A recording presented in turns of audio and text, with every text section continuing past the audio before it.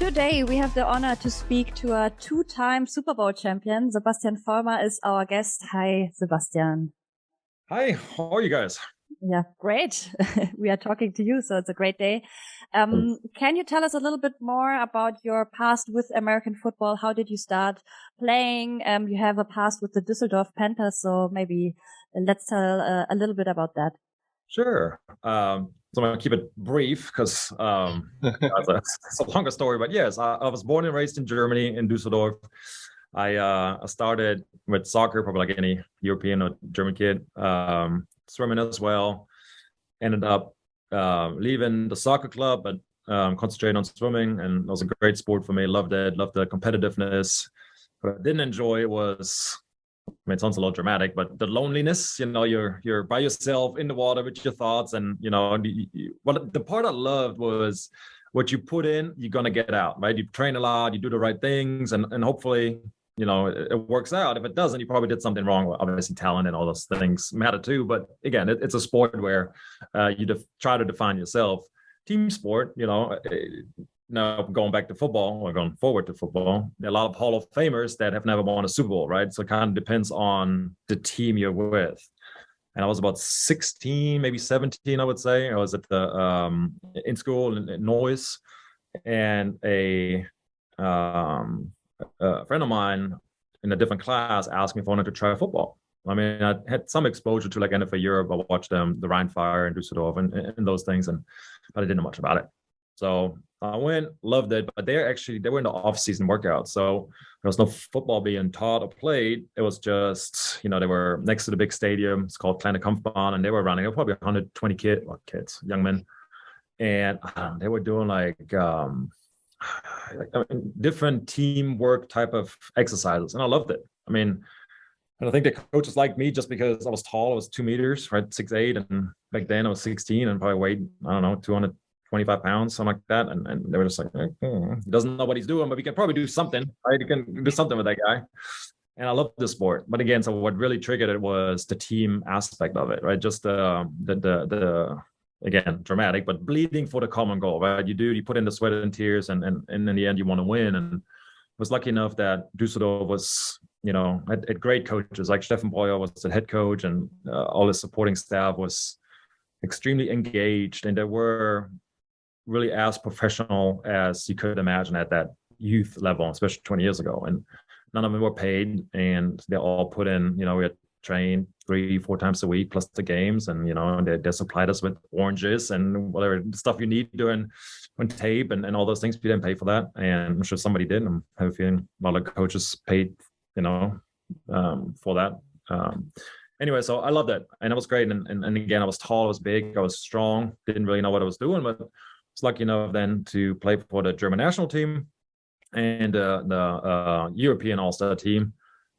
And there I went to, and I don't know if they still have that tournament, but it was called the Global Junior Championships, which it's a tournament. Europe played USA, Canada, Japan, and Mexico, I believe. And I was played the week before the Super Bowl. Back then it was in San Diego. So that was like my first exposure to America, and kind of like, I would say people saw me for the first time outside of Germany. Fast forward a year. Which year was that? That was 2002. Okay. I believe it was 02. Yes. Yeah. 01 or 02. Yeah, 01 or 02. I got looked up,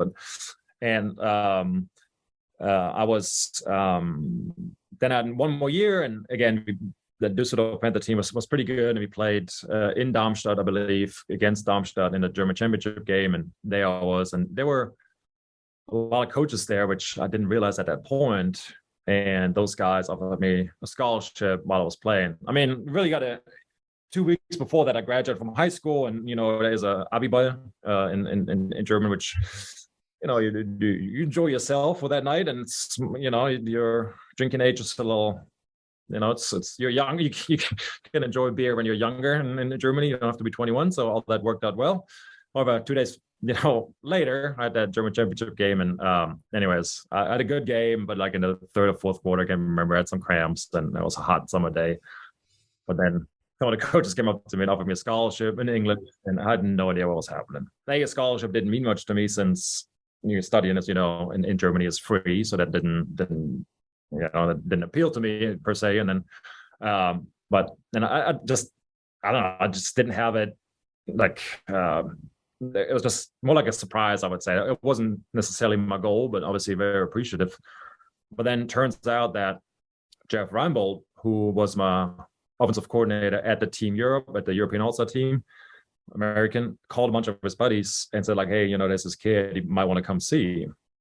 So during that game, they stayed and watched me and other guys too, obviously. And they ended up giving me a scholarship, and I decided on Houston, and I did my Zivildienst, my civil service military thing. I don't know if I explained that in American, to Americans. And then I went to Houston, and that's kind of how it went. And did my career there, and had a bunch of injuries and so forth. And in the end, got drafted by New England Patriots. So that was kind of like my ride. Yeah, that's pretty crazy.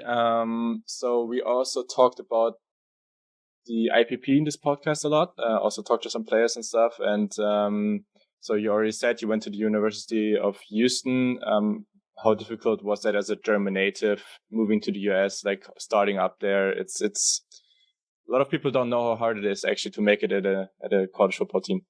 Oh, it was incredibly hard. It was, like I was saying, yes, I was tall. I was, but I thought big. But I mean, you walk in there, and I mean, those are grown men. Like, I mean, they were 6'8" and 350, and I was, 6'8" and 250 on a good day, right? So I mean, I was skin and bones compared, at least. I didn't speak the language. I left everything I knew, and back then it was tough. So they always tell that story in two different ways. So when I had the chance, like, there were a lot of people that saw something in me that I didn't see, and they helped me. Like, I'm not a believer in self-made men, and I did it all myself. I'm this, I'm that. That's not what happened to me. So I can't. It's not really what I support. I'm more a believer in we are all products of our circumstances, I would say. Obviously, hard work and you get nothing given to you, though I think those are givens. But again, if I wasn't born in Dusseldorf or in another city where they had a good club team back then already, well, that wouldn't have worked. If I didn't have a good coach, if Jeff Reinebold was saying didn't call those guys, if they didn't have a scholarship to give, if I wasn't 6'8", like, I mean, there's so many things that just happened to me that at least gave me the chance to prove myself. And but it was incredibly hard. I went there and had some issues with my visa to go over there. So I missed training camp, and I was hyped as like the second coming. I was like in that newspaper, the college newspaper, was 6'8", 350, and this offensive lineman that's going to rescue the Houston Cougars. And I get off that plane. I was like, well, the guy's tall, but he is skinny. Like, I mean, this is not gonna work, right? I mean, this is not it. But he is not it.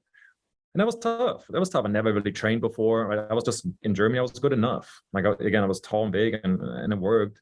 I never really seen a weight room from the inside. Like, yeah, conditioning was good, but like, I wasn't strong. I mean, I thought I was strong, but compared to those men, really, I mean, that 19, 20-year-old, 22-year-old future NFL players, right? I mean, they have trained before. So my first practice, also off season. No, it's not true.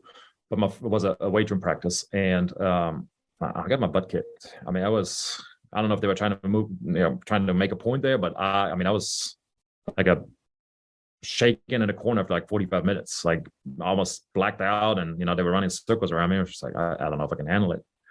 On the other hand, you really grow with that, right? I mean, like, giving up was not an option. So it's like, what do you do? Like, you go home, get on the plane, and be the biggest disappointment. I walk through those doors, or, you get up and train until you make it. And it's the route I chose, or tried to choose, at least. Didn't know how it was going to work out, but in that moment, it was like a defining moment for me. It's like, yeah, I don't want to leave that legacy, right? Get that German kid in here, and it's not working out. So, but it was tough, incredibly tough. I mean, from like, you leave, go straight from German school, and you're living in a college. You have a little dorm, which was not good. Like, I mean, from roaches to, I mean, all of it, right? I mean, it just was not good. And over years, though, then I made some friends, and I learned the language, and I met my girlfriend future wife and kids and all those things, and worked out in a way that, you know, I couldn't have been blessed more. I didn't realize it in that moment. That sounds all terrible. Obviously, I had good times and great times and a lot of fun and a lot of success, but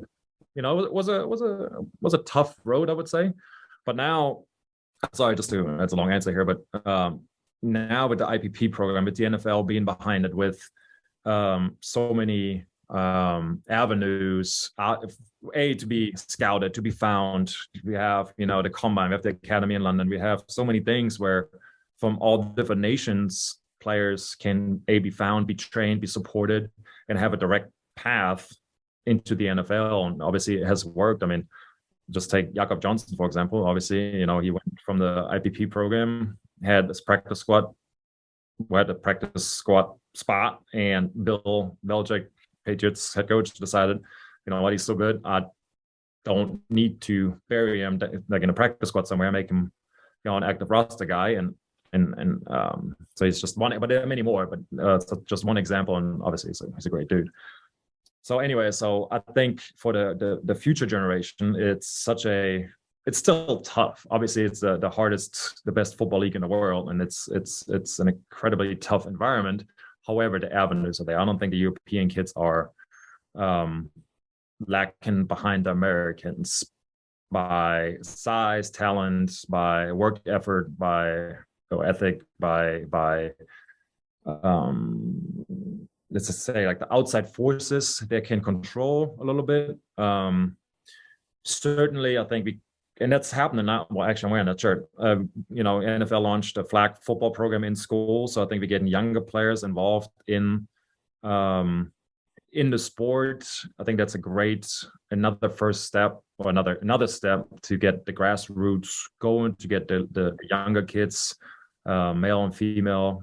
We just had a camp in Düsseldorf, sponsored by the Patriots, but it was great. It was probably 100 kids, 50-50, and boys and girls, and they all had fun in the end, right? And so they're exposed to the sport, and who knows in 10 years where they're going to end up, right? There were some kids, I mean, they were studs for what, you know, that just picked it up a couple of weeks prior, and I mean, they loved it. And they just looked the part. Sometimes you just can, you know, you can look at a kid and just like, yeah, get a little swagger, you know, he's okay. And anyways, that was a beautiful thing to see. And so I think just as an encouragement for the younger generation, I think this is certainly heading in the right direction. For you, the hard work paid off in the end. You got drafted in the second round by the New England Patriots. What was that experience like? That was amazing. So while I was talking about the tough parts in college, once I hit, you know, I had surgery on my back, I broke my leg, all those things, right? And then they had some like, for me, lucky breaks, literally a break for another guy that was in front of me. He couldn't play, so I got a spot. And from then on out, I would stay the starter and never give it back up. And it's kind of what football is, right? You get your chance and you got to take advantage of it. Or any other job as well, right? I mean, once you have a chance, you got to take advantage of it, stay prepared. But so that was good. I made all conference team and all those things, and I was okay. And then on draft day, back then we only had 2 days, like the first and second round, I believe, was on a Saturday, and the rest of the rounds were on Sunday, on the second day.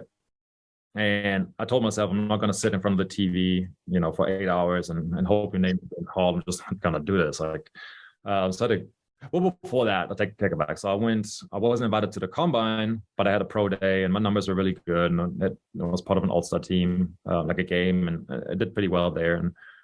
And I had 14 pre-draft visits, which certainly, like, you talk to GMs and the owners and head coaches and, you know, all those things, and they give you an idea of where to see you if you get drafted. And I thought I was going to be a Raider. And so in my mind, I was just like, well, I'm going to go there. However, when draft day came around, I got a couple of phone calls. I was working out, and it's like, hey, is this Sebastian? Yep. You speak English? Yes, sir. Okay, bye. I mean, it was just like the last minute, you know, checkups on, I don't know, he's somewhere on the list, but some team is like, where's he from? Germany? What? Like, huh? And it was like, it gives you the interest of, obviously they're still doing some research. They're still, you know, somebody just had a question. Probably some scout walked in and was like, you know, just make sure, like, cross all, you know, your T's and dot your I's and things. But then, so that day, and I was hanging out, we had a barbecue. Like, we didn't celebrate the draft at all. It was just kind of like a nice Saturday, and in Houston, it was hot, and the day kind of went on. And some point in the afternoon, me and back then my girlfriend went to a sandwich shop. I literally just put my phone down, I ordered a sandwich, and it was an unknown number. And I didn't hear it. My girlfriend then saw it and was like, "Hey, don't you want to pick up?" I was like, "Oh, shoot." Picked it up. It was Barsch, was like Bill's I think he's heads of football operations, but in that organization with the Patriots, and he handed the phone to Bill, and we're talking. I was like, "Hey, we're about to draft you," and in that moment, it's just like, well, first of all, you're like, "Okay, to go, we're not eating here," but it was an incredible moment. It's just like you go from a broke college student to a professional athlete in a matter of seconds, right? Like you hang up and that's it.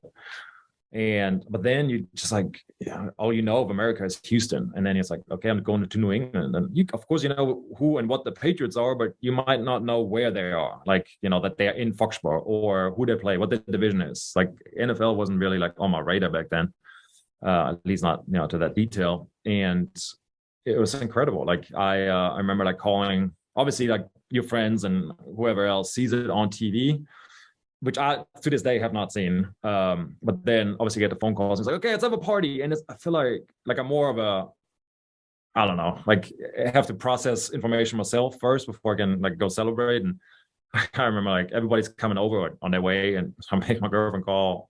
Like everybody's like, yeah, let's pump the brakes, maybe tomorrow. But in that moment, just kind of realizing again, life is going to change dramatically. And for me, it was either, hey, I go back to Germany because I had 2 degrees. I studied, graduated from college, but then I was on a student visa. That means purpose fulfilled kind of thing, meaning we have to go back, right? I mean, there was no, if you don't have a job, obviously you can stay. And so it was a very either or type of situation. And obviously it worked out great. And the next weekend I was in New England, did a rookie mini camp with a broken nose because I was so eager to prepare. So they one-on-one pass pro drills with a defensive end. Yeah, didn't have a helmet on. He broke my nose and called the Belichick like, yeah, I'm going to show up tomorrow with a broken nose if that's okay. And I mean, it was so stupid. But and again, it was an incredible up and down of emotions. Then obviously life changed, and I realized in that moment, like looking back, there are always days where life is going to change. Nothing is going to be as it was before. And most of those, I had a few of those, and most of those were, a very positive thing. But, I think if you realize that and keep on pushing forward, I think things work out. So you never actually played for another team besides the Patriots. Is that something that you regret, or are you rather proud of that fact? I mean, back then it was also always think about like big players also in the NBA. Like back then it was really normal to stick with your team, and now it's actually more common to change teams rather often. What do you think about that? I mean, I love my team. I think I was incredibly lucky and blessed. And I told Bill that, that he took a shot on me. Like, again, I think now it's a lot different when I was 09 when I got drafted, right? So the NFL landscape for international players has changed a little bit, but that he took a shot on me, right? And he spent a second round draft pick. I mean, it's not nothing. And I'm to this day very appreciative of that. And so I always had a little bit. So there was, again, going back to the story, there was always people that have done things for me or helped me reach certain milestones. And so I always also felt that. So Coach McGay, for example, not coaching with the Giants, but he was essentially the guy that offered me the scholarship to go to Houston. And I mean, he put his neck on the line, I felt like, right? He's going out there, he's telling the AD, the athletic director, hey, there's this German kid that spent extra money because tuition is going to be more expensive if you're an out-of-state, out-of-country guy. And I didn't want to be a disappointment. I wanted to show I'm worth that, what those people are saying to others about me. And same thing with the Patriots, right? And I always felt like, okay, like, I mean, now you got to prove it. Some people are trusting you, and I wanted to deliver on that. And obviously my first rookie contract was for 4 years, and during that time I was lucky enough to go to the Super Bowl. We lost it. However, I think you realize how blessed you are, obviously playing with a guy like Tom Brady and some other greats, that it's not a given. I went through free agency and I had a chance to go somewhere else, And I told Bill though, like doing it's called negotiations, but even before it was like, hey, I don't want to leave, right? I mean, it might happen, but I don't want to, right? I just let's make this work. And you have to make me I'm not gonna break the bank here, or I want to let's work this out. And then in the end it did. And Tom was certainly a big part of that. And you hear from a lot of veterans, right? You always got a shot. Bill obviously is a big part of that because he always have a shot of winning, and some other great players. And luckily, well, 2 more Super Bowls after, it was the right decision because in the end, that's something that can like sticks with you, right? I mean, I've been part of 3 Super Bowls, all in different experiences. Lost one and won 2, and it's incredible. I'm so thankful, and the sport has given me so much on the life I live now, to the people I've met, and then obviously the sporting or the success in the league itself. And I think it made me a better worker. It taught me so many life lessons, the way you handle yourself on and off the field. Obviously, I'm not on the field at least to play, probably to maybe show a thing or two, but like not, those days are obviously over. But it's been an incredible journey, and I'm so blessed to be part of of the Patriots organization for that long. And again, it's the only lifestyle I knew, and it was tough, no doubt, but you also win a lot. So I have nothing but good things to say about that. You just mentioned Tom Brady really briefly. He's also coming to Munich this fall. How is he as a person, or also like a teammate? Awesome. He's the greatest. I mean, obviously we all know what he does on the field for everyone, right? And I think what media reports about, well, he makes players better. And I think it's such a, yeah, of course he is, but so is Aaron Rodgers. So is like a lot of those, like greats. There's a level above greatness where those guys are in. But he made me another reason why I stayed. I was like, I think I'm going to have a longer career playing with that guy because, well, I think he makes me a better player. I don't have to block as long, right? If he gets rid of the ball within 2 seconds or less, well, it's certainly easier to block that long than 4 seconds. Or if he sits at 6 yards, right, or at 7 yards, easier than somebody that runs at the back of the pocket. Well, I like to know where my quarterback is. I could block the way I needed to protect them. If you have a guy, and it's not a critique, but if you have a guy like, I don't know, Aaron Rodgers, right? He runs a lot. He makes a lot of things happen. But it's also difficult for an offensive lineman. Like they get a lot of not a lot. Some of them get some holding calls because, well, you don't know where the guy is. And he's so great. I mean, he makes certainly up for those difficulties, no doubt about that. Personally, and again, it's me arguing from the only point I knew, right? Like this is what I liked. And so but also he makes the punter better. He makes the defense better because they're probably in pass rush mode most games because we're leading by the end. If you go back to the Super Bowl we won, well, you were down by 25 points and you're still like, still gonna make it. Like there's a confidence he instills in us, right? And it's just like, okay. Well, the first one I won was like, all right, championship drive. We score here, we win. Okay, cool. And like, yeah, then you do it. I mean, it's just such a it's called confidence maker. Like he just, well, with him, if I do my job, I know he does his. Like I don't have to worry about him delivering. Let's just make sure I do mine. And I think with that approach, that team has won a lot of games. And on a personal level, he is. I mean, he's a great friend, but he is like what you want in a friend, right? I mean, I don't know. I call him up for whatever I need, and it's not like, hey, I'm too busy. It's like, no, sure, what do you need? Like, let me know. And like he did. I was retired. He was still in training camp. He wrote the foreword for a book, right? I'm like, and I got it back within like an hour. I'm like, no, I didn't mean like now, but thank you. But that's the guy he is. There's a lot of crazy. Yeah, it's just okay. Don't you? But and again, so nothing but good things about Tom. He's an incredible, special human being for sure. That's really cool. So as Tiziana already said, he will be in Munich this year because he's still playing, which is insane. So it's funny. I say that when I went through my second contract, the negotiations, that was the one point I was like, man, but if I sign another deal, like, man, if you're going to retire soon, thoughts, yeah, and I retire like 4 years later, and you're still playing. Anyways, yeah. Yeah, for sure. So what are your thoughts on the game in Munich this year? Maybe we will also see the Patriots in the upcoming years. That would be cool. But for this year, it's the Seahawks and it's Tampa Bay. And what do you think? I think it's great. I mean, for anybody, it's a good game. but I think for the German fans, like right now, we're seeing like incredible growth in viewerships, merchandise sales, and fandom in general. We have 20 million fans in Germany, football fans, so it's a lot, but it's certainly also a lot of room to grow. And I think it's not an exhibition game, right? I mean, it's a real deal. Like it's you got to win. And I think for like if you don't look at the competition itself, just kind of what that game can do for the development of football, I think it's a great opportunity. You see a guy, I mean, obviously Tom Brady, everybody knows, and in Germany, but I probably know Giselle maybe a little better, but they do know obviously who Tom is, and him playing, him like being seen by fans in the stadium live, that's different. Like so far, most German fans have only seen it on the computer or on the TV screen. And when you see those NFL athletes, how fast they move, how hard they can hit, how big and athletic and incredible human beings they are live, it's different than on TV. On TV, sometimes they get because they're all big. So you have nothing really compared to like a 6'8", 350-pound guy that runs a 4'9".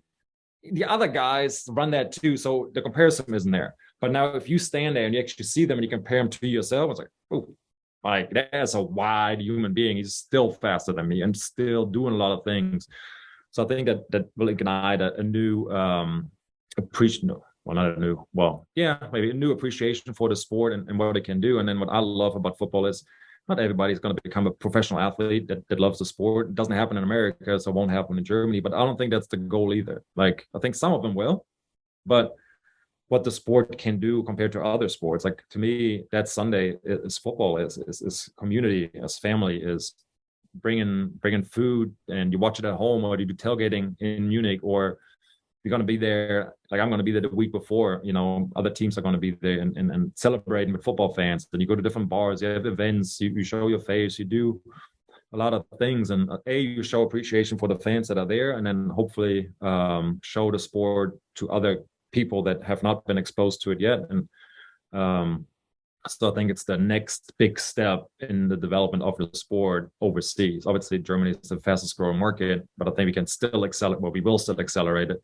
And even at the current rate, it's incredible. I mean, 20% growth year over year. I mean, it's nuts. And it's only picking up. Like now with the games being played there, like you were saying, right now it's one game. Hey, who knows? Maybe in the future, we're going to have more than one game, like London, right? I mean, you have 3 this year or 4 in years prior. So who knows? In Mexico City, we are like everywhere. And obviously the media, except we are talking about it. The media excitement is real. TV spots, commercials, like all those things is really, it's a big part of it. And I think it's, I mean, from sponsorship, from partnerships for commercial opportunities, youth work. I mean, the NFL makes it clear, right? We are here to stay. We are part of this community. We are not in and out. Like, we're not just coming for a week, throwing a heck of a party and are gone. But no, we are here. We're supporting the community, and we're staying. And I think it's an incredible commitment by the NFL and the 4 HMA teams as well. And but it can only help us, and by us I mean every football fan and everybody obviously in the NFL organization, help grow that game, and that's our goal, obviously. We have one last question. If, let's say, you are a young German football player right now, what advice would you have as Sebastian Vollmer for him or her? If you want, let's say it's a him and he wants to become an NFL player. So what helped me was, I take that approach at anything that's important to me in life. I have a priority list and I rank certain things. So with football, for a long time, football was my number one. And I think if it's not, it's going to be a problem making it to the pros. But again, that doesn't necessarily need to be your goal or your reality. But however, once I had that as my number one, then everything I did was questioned. Is that going to help me get there, or is it going to hinder me to get there? Most things hinder you. And I've missed a lot of things. Like, I missed weddings, I missed funerals, I hit parties, you're not even thinking about it. Can't remember the last time I was awake at New Year's, because those things in the end don't matter if they don't help you reach that goal. But I didn't start that until really probably late in college, and definitely NFL. I was very, in a positive sense, I was very obsessed with that sport, obviously. And I think any player that is in that league is as well, because there's always somebody nagging at your feet trying to take your spot, and rightfully so. They're good guys coming out of college or the IPP program or wherever.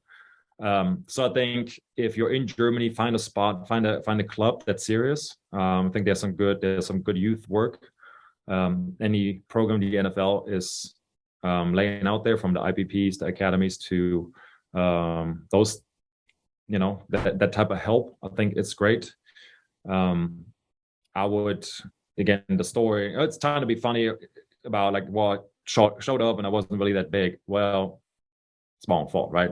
But so you can get bigger, you can train, you can do all those things. So kind of wrap it up, I would say, again, we're all products of our circumstances. But the only thing we can control is hard work, right? God-given talent, all those things are out of our control. Hard work you can. So I think in anything you do, from learning the language, working hard in the weight room, understanding the play book, but not just your position, right? The more you understand about the game of football, the more or the better decisions you can make when it gets tough. And then, I would hate to see anybody flunk out of college or school and not being able to realize the dream of playing, right? I mean, I played with a lot of college guys. I was lucky enough, again, to graduate a couple of times, but I also had some guys that were incredible football players, just never went to class, like flunked out, didn't graduate, couldn't play, weren't eligible.